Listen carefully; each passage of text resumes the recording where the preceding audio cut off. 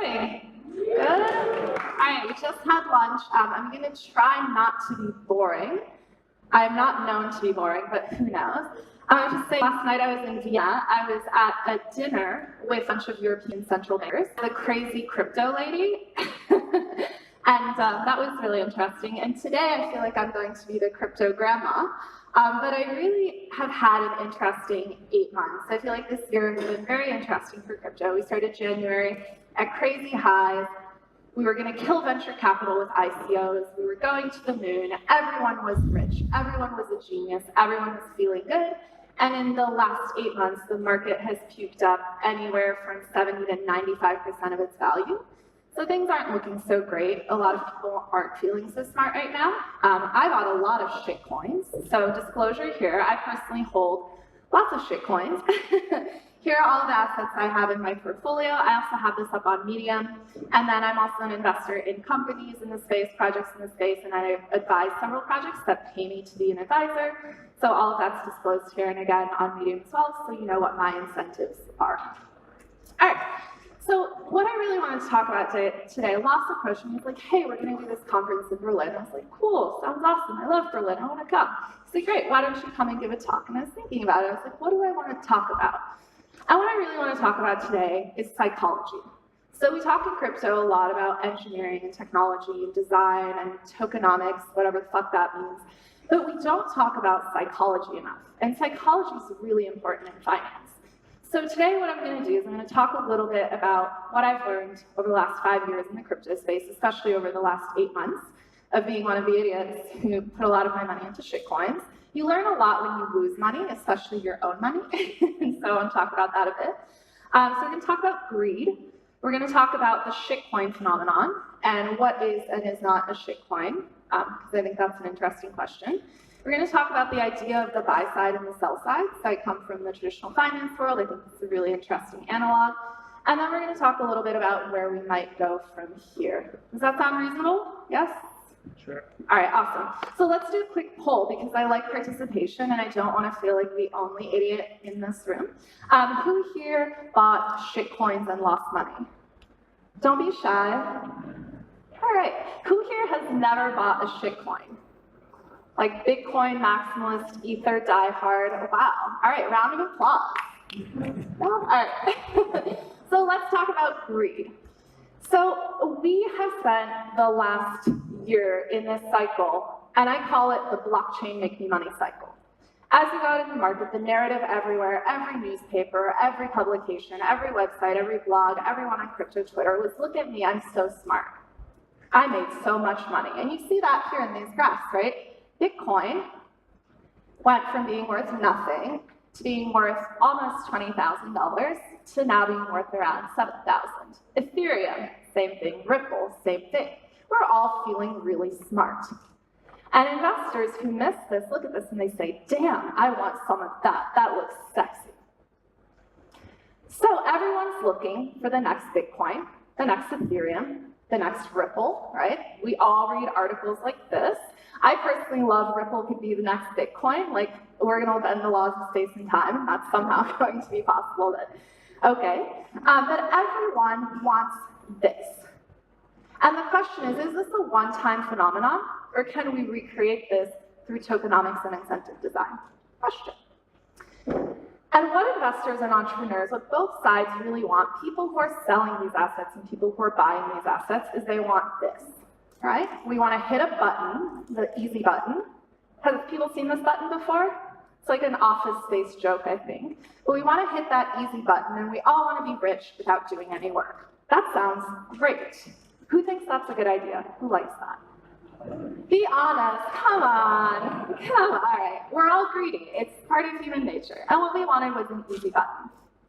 And we're doing it, it's happening, right?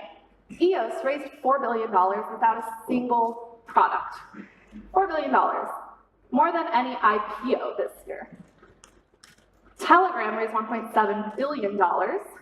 Everyone's trying to sell their secondaries now, and unfortunately that market has completely collapsed. And then Tata 2, which I'd never even heard of, raised $500 million about a month ago for a decentralized entertainment platform that sounds suspiciously like Tron, but is not Tron.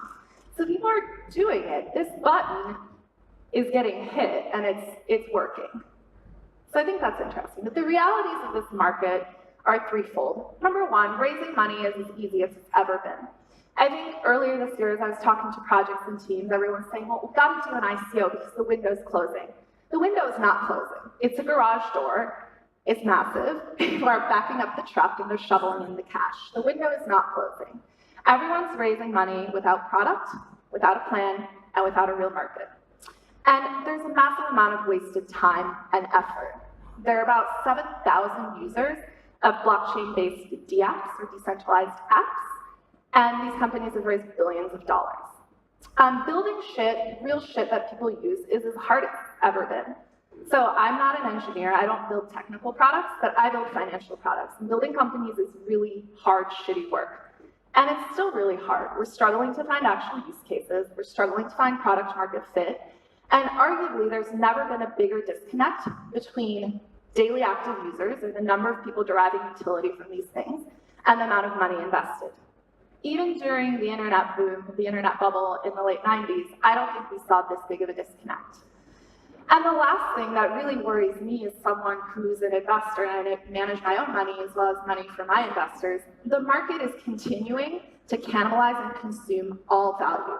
The minute there's a slight pop in the market, more ICOs rush to try to consume that value. And unless we start creating and delivering real value and services to users, we're going to continue to see market value evaporate. Because anytime there's any positive market action, there's more capital raising that further dilutes value. So it's like this negative cannibalistic cycle that we've created where money consumes money consumes money. Does that sound right to you? Yes? No? No reaction. Okay. So what's the anatomy of a shitcoin? Well, let's talk about it. How many people here use the term shitcoin? Yes?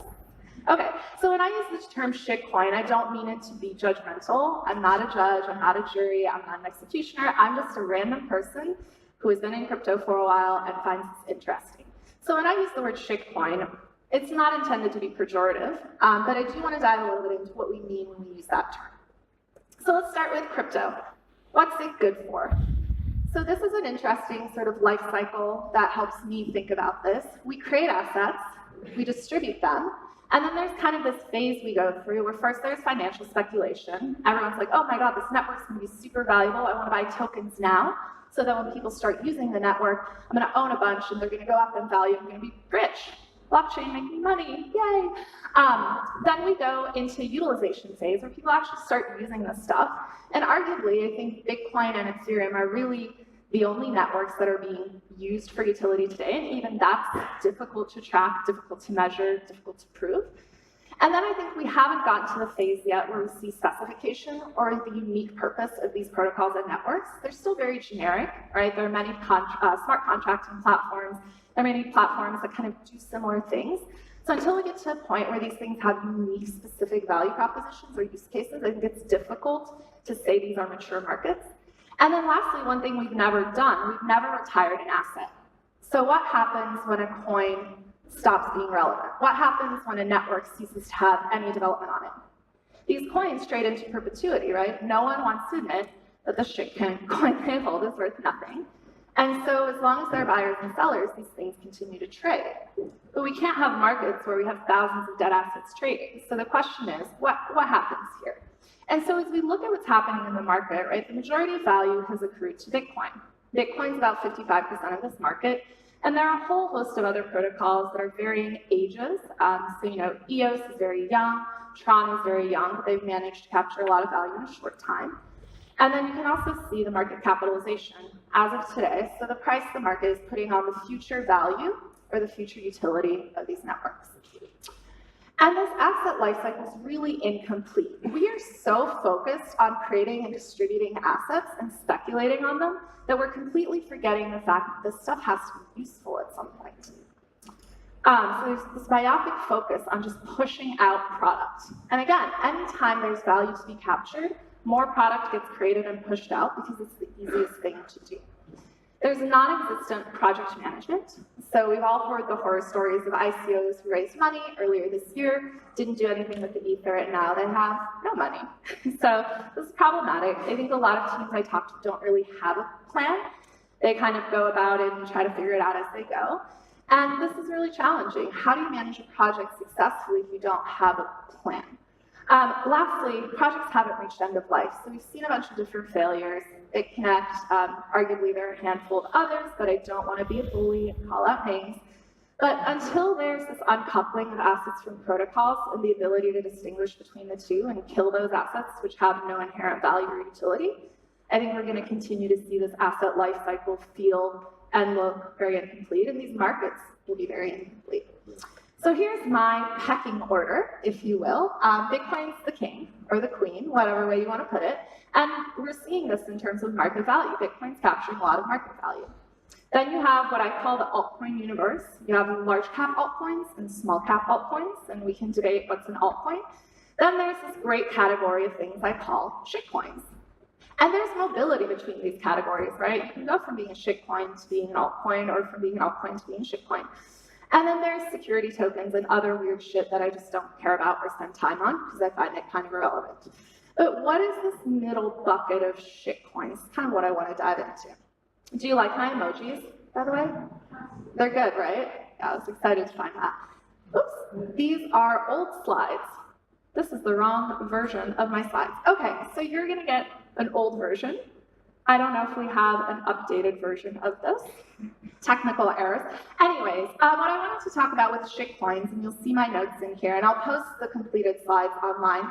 But basically what the issue is when you don't have any real utility, when you don't have any real metrics, when you don't have anything you're trying to measure, what are you delivering on? And I think the challenge with a lot of these projects is the communities around these projects, the only thing they care about is price, right? You go on an average Telegram chat room, what do people talk about? When exchange. When moon. When moon. When Bittrex. When Binance. Right, this is really problematic. People don't really care about the utility of these assets. All they care about is financial speculation. And moreover, decentralization, you don't have it? It is. That's the wrong version. Well, shit. All right, no worries. Decentralization is a myth, right? I posted this on Twitter a few weeks ago and people lost their minds. And I have it in here that I was gonna add in some updated data.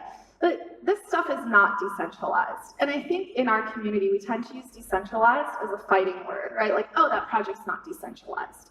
Oh, well, that's not decentralized. Oh, but this is more decentralized. But what does that mean?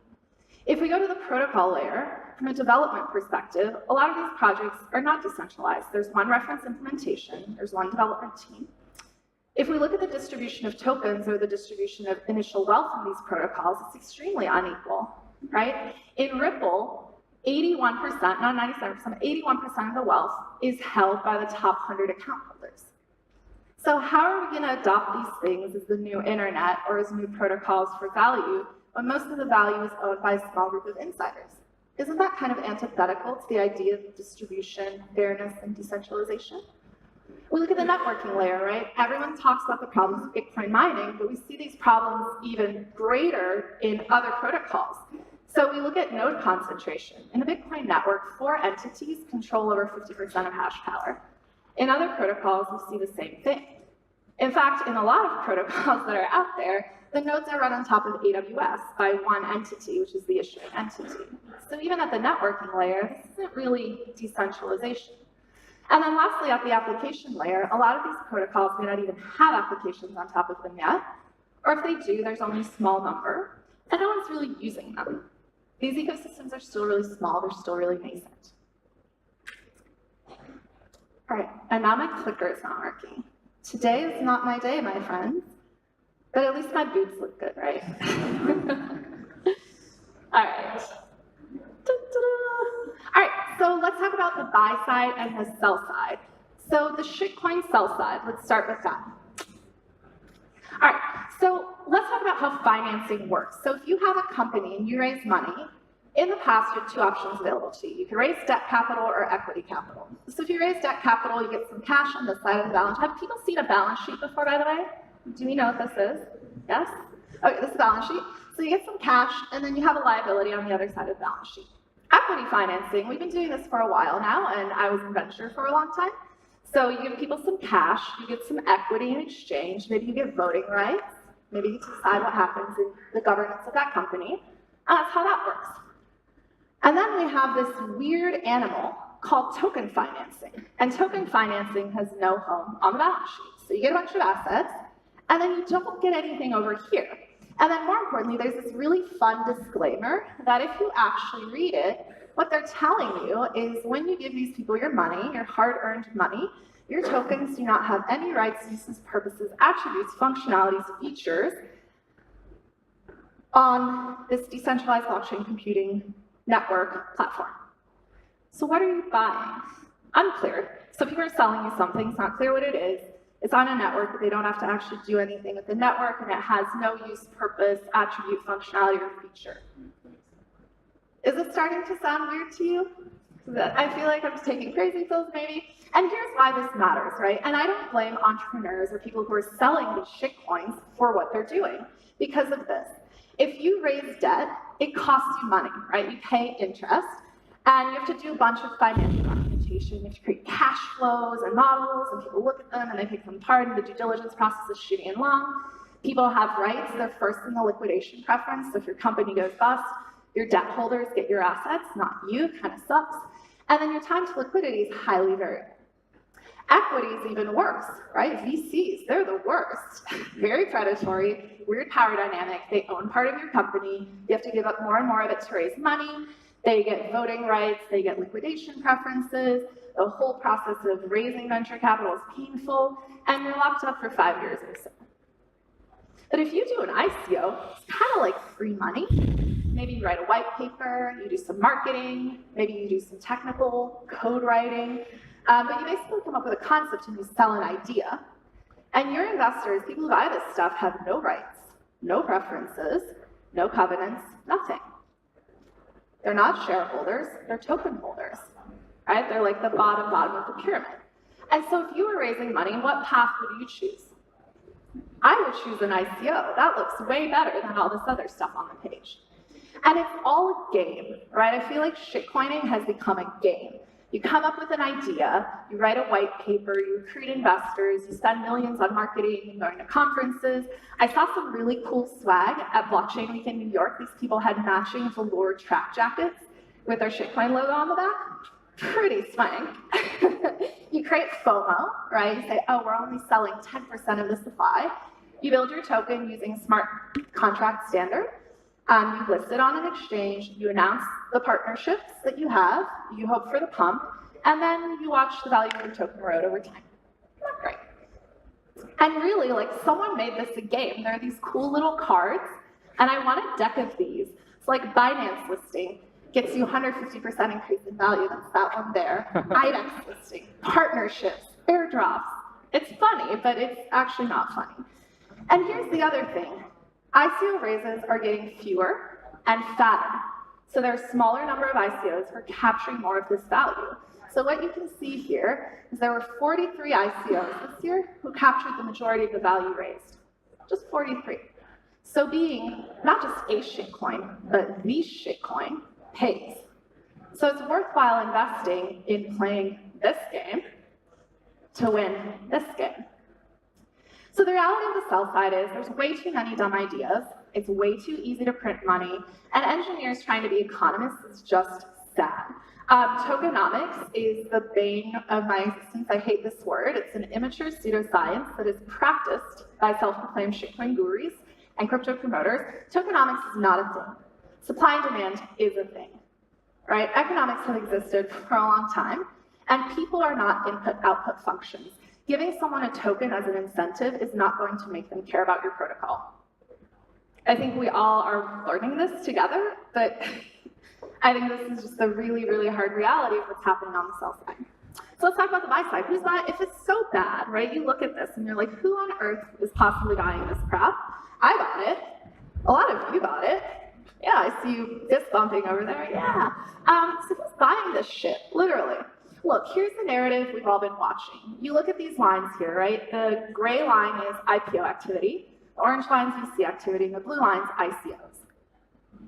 ICOs are changing the way that capital is raised and capital is formed. And shitcoins paint a really nice picture, right? You look at these numbers, deal sizes are big and sexy. You get liquidity quickly. Tons of investors buying this shit who are qualified to buy it. Looks good. Institutions are eating it up, right? Look at these logos on here. These are some legit people. They love shitcoins. And here's why. I made a shitcoin waterfall, but we don't have it. I'm so sad. Here's why. Here's all the shit you could buy, right? Debt, fund of funds, hedge funds, VC, PE, IPOs. ICOs, by and large, still return the most capital.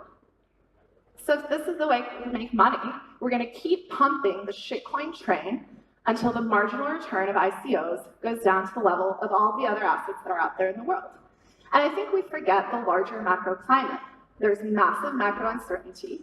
Valuations are sky high in real estate, in equities, right? Apple just hit $1 trillion valuation. Apple's free cash on hand is larger than the entire cryptocurrency market cap. That's crazy, right? Everything feels expensive. Venture investors are increasingly concerned with performance. We're not seeing a lot of exits. The IPO market's really quiet. Going public is not that profitable right now. Hedge fund performance has been terrible, but where are pensions and institutions going to put their capital? There aren't really a lot of alternatives out there. And so for all of those people, that chart I showed you at the beginning, of all the great returns that were made in Bitcoin, Ether, Ripple, people who missed that, they want in on this. This triple-digit percentage is really sexy. And it's magical internet money, baby. Woo!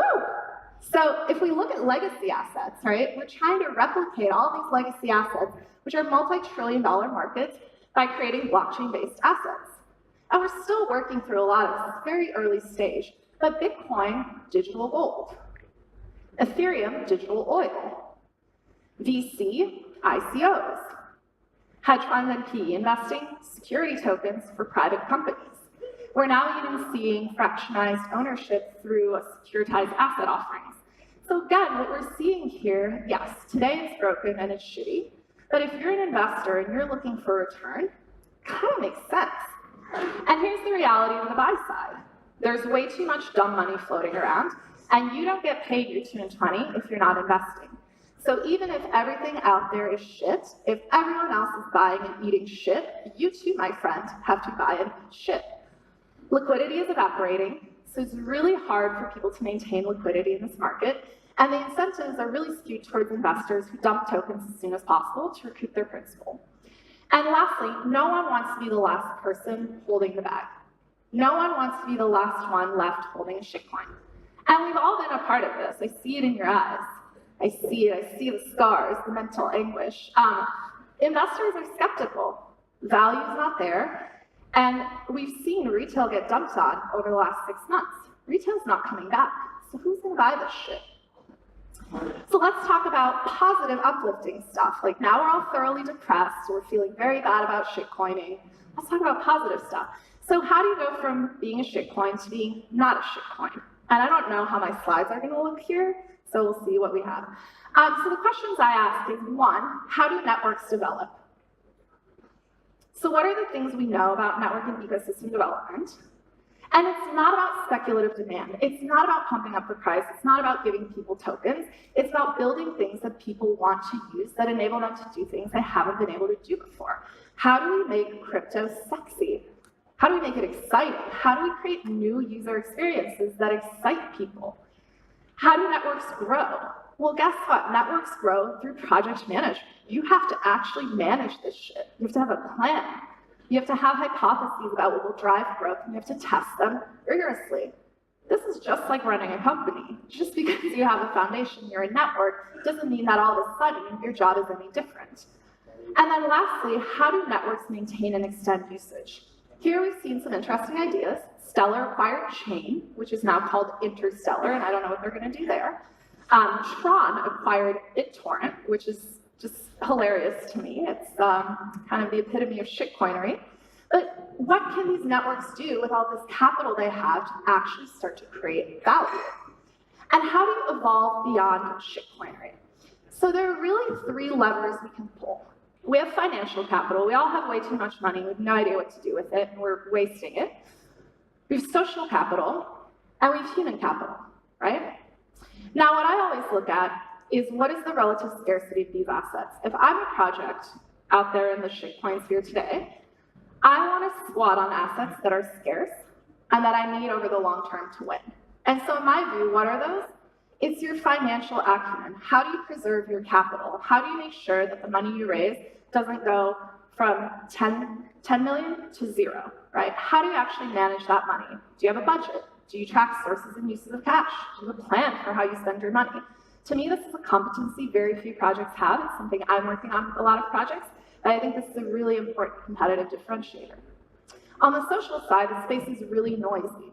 So how do you continue to keep attention on your project? How do you create meaningful news? How do you create meaningful emotional responses? How do you get the market to care? I think that's a really important skill, and some teams are really good at it, but a lot of teams are really bad at it. I actually play this game where I read a lot of crypto press releases, and then I try to summarize them in one sentence.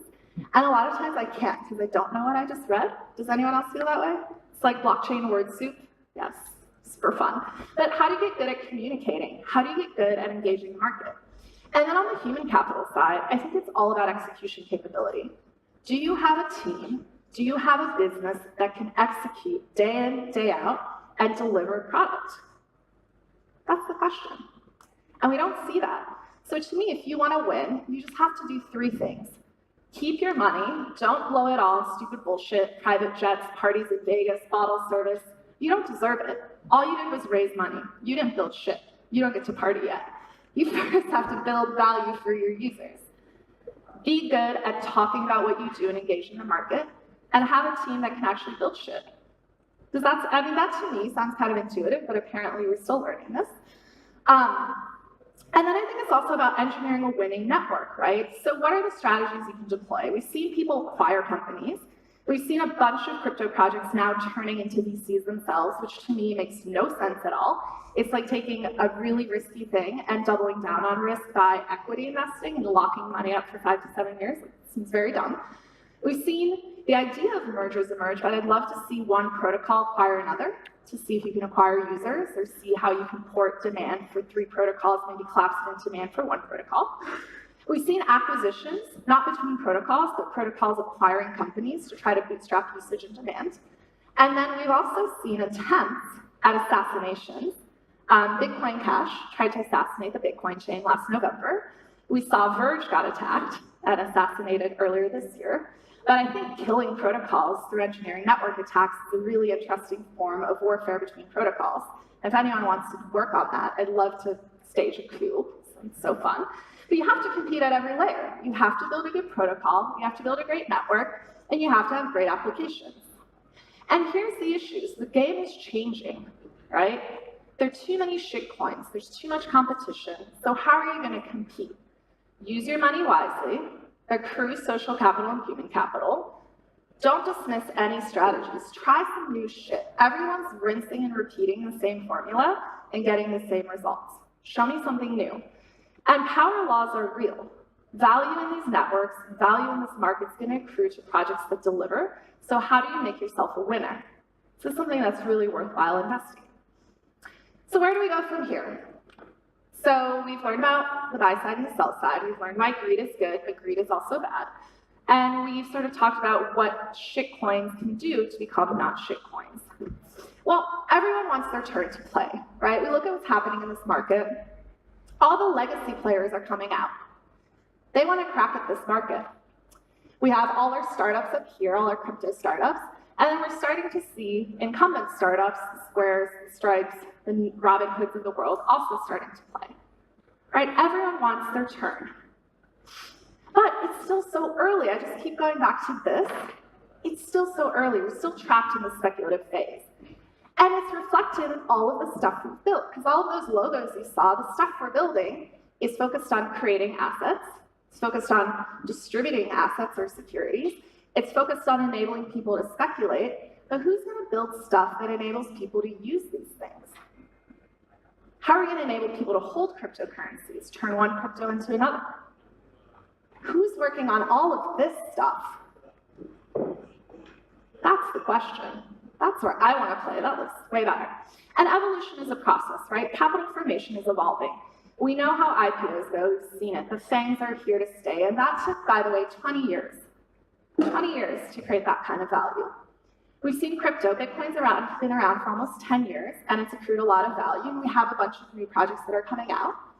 We've seen ICOs, and the jury's still out on that. We don't really have the evidence yet, but it could be a very, very important asset class. We're seeing security tokens, but what's next? I think this is the exciting question for our ecosystem. How do we continue to innovate and evolve the way that capital is formed? And what is the better form factor? So here's what I'm asking. One, how can we capitalize ambitious crypto projects, not by giving them a blank checkbook of hundreds of millions or billions of dollars, but how do we actually help people raise money in a responsible way? How do we keep ICOs, number two, from vaporizing value? Permissionless financial innovation got me excited about Bitcoin, and I'm still really excited about it. I do believe it's a fundamental right to have an open financial innovation protocol. Anyone has the right to print money.